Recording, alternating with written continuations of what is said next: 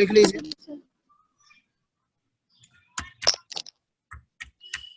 Multiplication of vector quantity, vector quantity.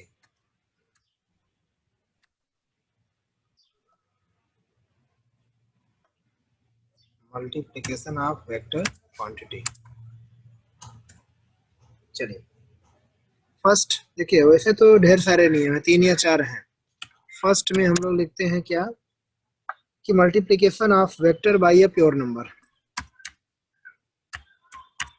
Multiplication of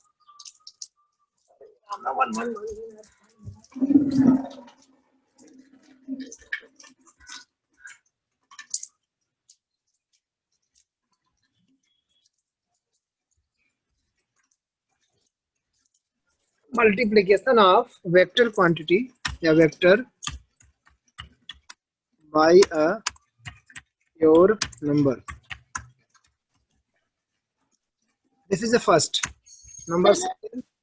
आप इसके पहले लिखवा रहे थे we multiply vector quantity by scalar quantity.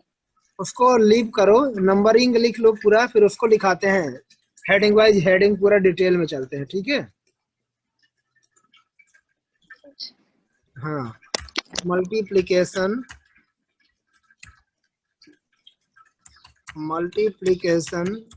Of vector quantity, vector by scalar quantity.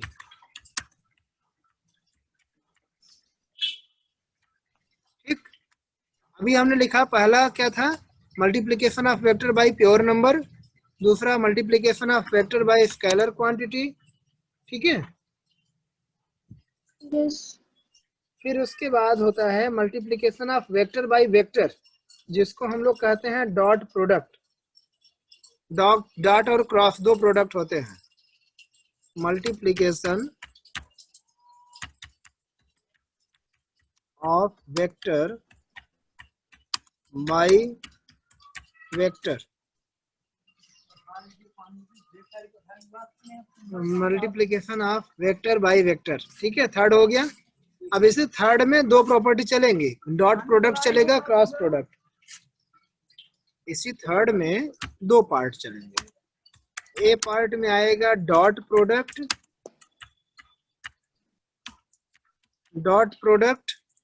ठीक है, या जिसको हम लोग कहते हैं स्केलर प्रोडक्ट, डॉट प्रोडक्ट और स्केलर प्रोडक्ट। एंड इसी में सेकंड हो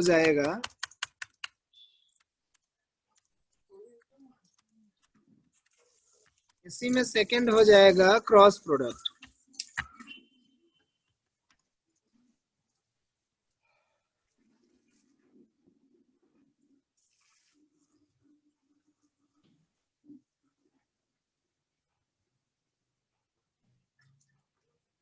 क्रॉस प्रोडक्ट, ठीक है। इसके बाद यस। अब इन्हीं को हम डिटेल में चलेंगे। जब प्योर नंबर से मल्टीप्लाई करेंगे तो क्या होगा, देखिए आज समझा दे रहे हैं। जब हम किसी वेक्टर क्वांटिटी को प्योर नंबर से मल्टीप्लाई करते हैं तो हमें as it is vector quantity मिल जाती है, केवल उसका मैग्नीट्यूड इंक्रीज हो जाता है, ठीक है। Only we have to increase magnitude, okay. लेकिन जब कभी स्केलर प्रोडक्ट का हम वेक्टर में करते हैं तो भी उस कंडीशन में भी हमें वेक्टर ही प्राप्त होता है, ठीक है। जब हम स्केलर का वेक्टर में करेंगे तो क्या होगा, हमें वेक्टर प्राप्त होगा, ठीक है। फिर थर्ड है जब हम डॉट प्रोडक्ट करते हैं, तो जब स्केलर प्रोडक्ट करते हैं, वेक्टर का स्केलर प्रोडक्ट करते हैं, तो उस समय हमें स्केलर क्वांटिटी मिलेगी। लेकिन जब क्रॉस प्रोडक्ट करेंगे तो उस समय हमें वेक्टर क्वांटिटी मिलेगी। Clear, understand?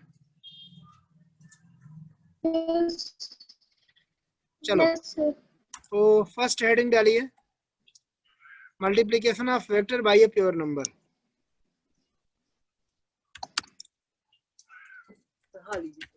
बस 10 मिनट ज़्यादा से ज़्यादा। Multiplication of vector by pure number, यानी एक वेक्टर क्वांटिटी का प्योर नंबर के साथ मल्टीप्लाई करेंगे। देखिए, if we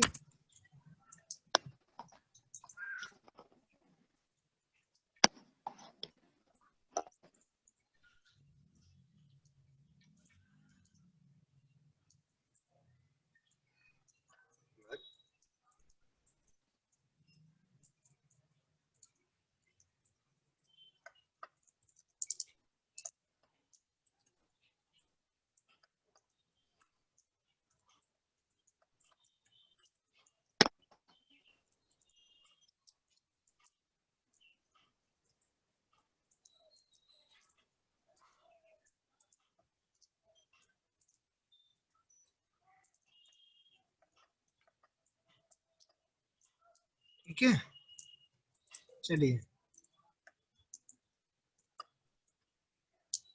if we multiply a vector quantity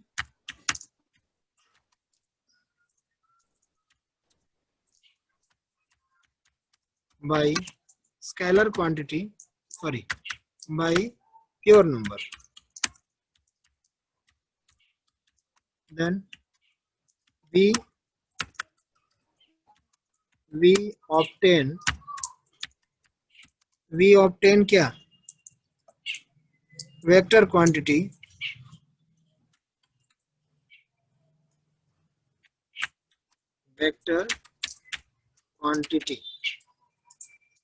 okay,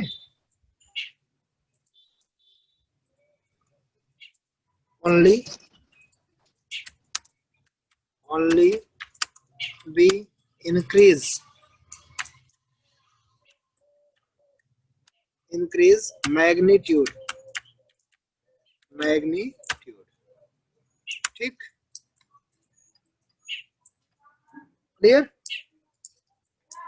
अगर आप करना चाहें तो क्या लिख सकते हैं कि वेक्टर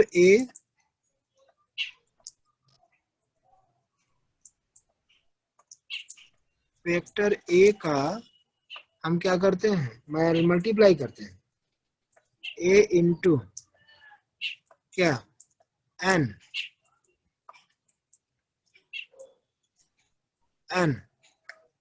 मतलब एक नंबर है, तो क्या हो जाएगा, एन इंटू वेक्टर ए, क्या हो जाएगा यहाँ, एन इंटू वेक्टर ए। तो इसमें होगा क्या, केवल मैग्नीट्यूड इंक्रीज हो जाएगा। क्या हो जाएगा, मैग्नीट्यूड इंक्रीज हो जाएगा। ठीक है, बात समझ में आई कि नहीं आई? Yes sir.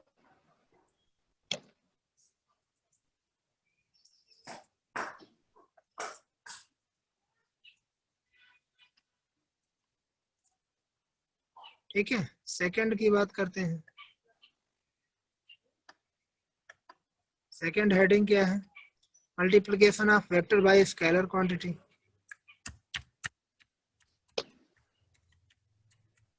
Multiplication of vector by scalar quantity.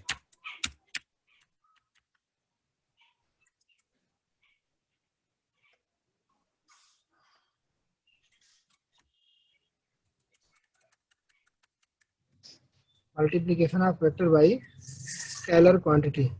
लिखिए, if we multiply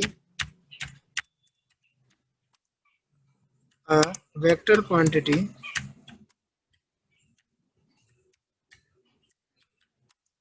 by scalar quantity, then a new vector quantity is obtained. Okay. For example,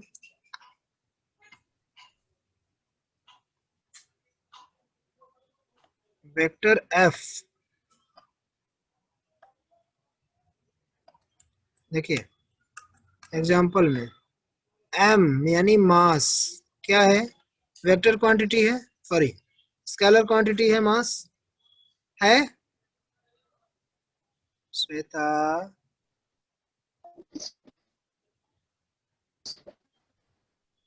hello, mass is Yes, scalar sir. Quantity ना, and acceleration is vector quantity, हाँ, then it will be Yes. what, it will be fine, it can produce vector f, this is new vector quantity। तो हमने क्या बताया, जब कभी किसी scalar का वेक्टर में मल्टीप्लाई होगा तो एक नया वेक्टर क्वांटिटी प्रोड्यूस होगा। क्लियर? Oh, समझ में आई कि नहीं आई? yes, sir. तो ये तब क्या होगा, एक नया Yes, sir. Vector quantity produce होगा।